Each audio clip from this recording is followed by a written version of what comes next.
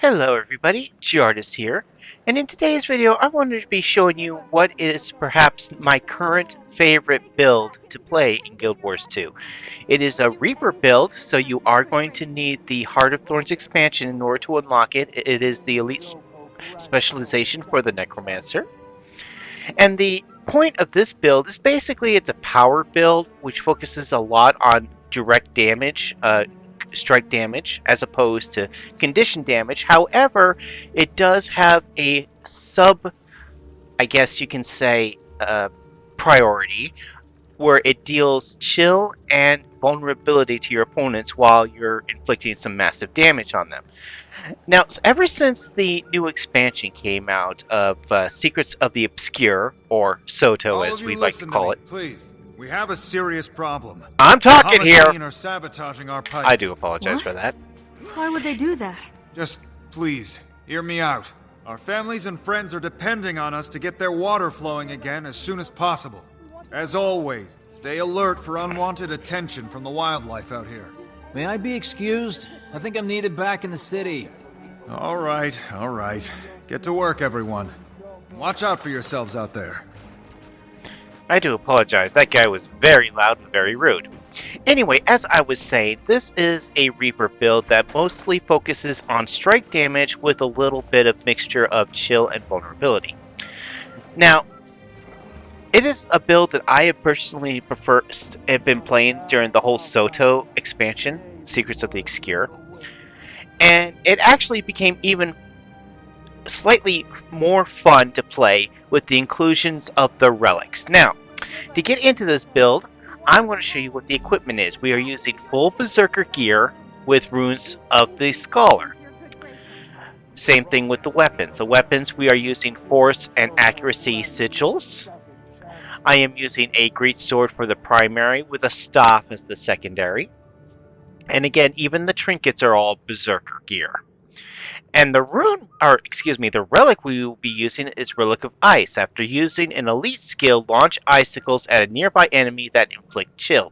Now remember what I said, that this will be dealing some chill and vulnerability damage, which will actually assist you with doing even more damage because they're vulnerable.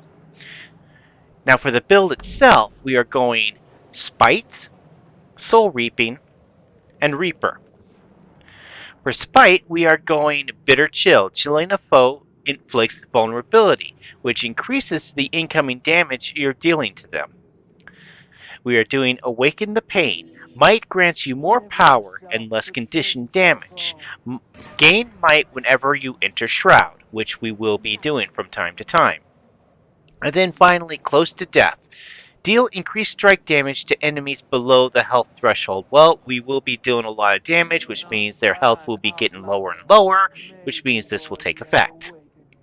Now for the Soul Reaping, we are going for Unyielding Blast. Shroud 1 inflicts vulnerability. Again, with more vulnerability, increases the amount of damage you're dealing to them. We are doing Soul Barbs here. Entering and exiting Shroud increases all damage you deal for a duration, which is an even bigger damage buff. And then finally, Death Perception. Gain increased critical strike chance and gain increased critical strike chance damage while in Shroud. Again, this is increasing your overall damage. Now for the Reaper, we are going for Chilling Nova. Critical hits against chilled foes cause an explosion that chills adjacent foes. It would be nice if it said that kills adjacent foes, but I misread that, and unfortunately, that's the way it goes. But again, chilled, because of the fact that when we are dealing chilled, chilling a foe inflicts vulnerability, that's where this comes in. When we chill a foe, it will go to adjacent foes, which will then grant them vulnerability, which means that we will be able to deal more damage to all of them altogether. We're going for Soul Eater. Striking foes within the range threshold deals increased strike damage and heals you for a portion of the damage dealt. Now, considering all the extra damage buffs we are doing in this build, this will give us a higher percentage of healing factors back, so this is a survivability trait. And then finally, we're doing Reaper's Onslaught. Gain ferocity and quickness while in Reaper's Shroud. Hitting with Life Reap reduces the recharge round time of Shroud skills.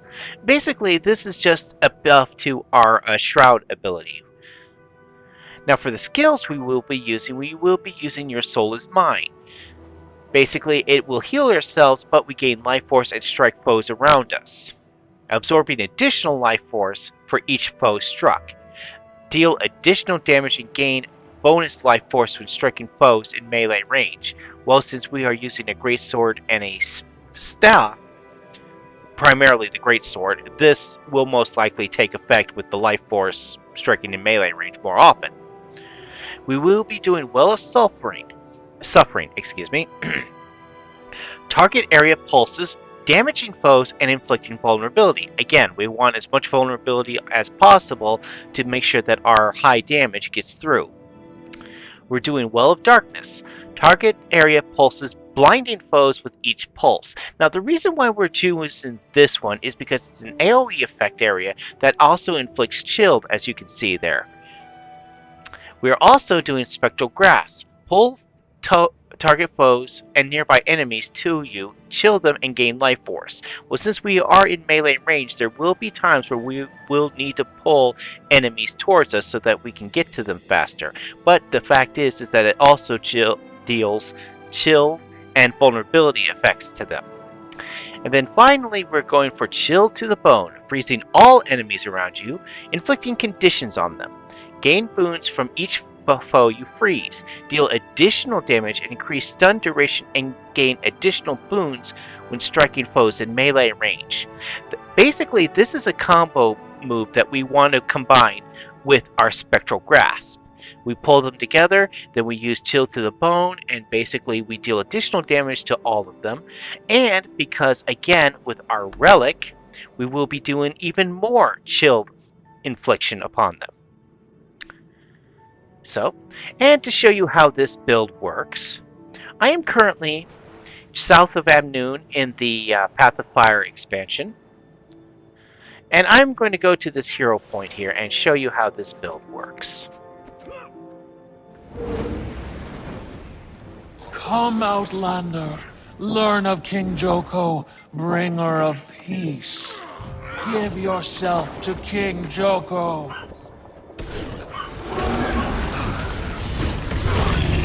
Your soul is mine.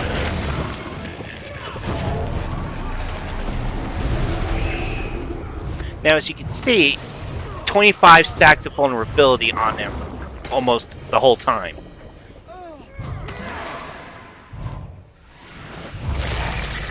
And the chill just makes it harder for him to move. Not bad, Outlander. Maybe worthy of awakening. Now, again, I will point out that this is not the greatest build that a Reaper can achieve. I just find it very fun. And I hope you enjoy too. So feel free to share this information with anybody who wants to build a fun Reaper build. And I hope to see you again in the next video. Happy gaming.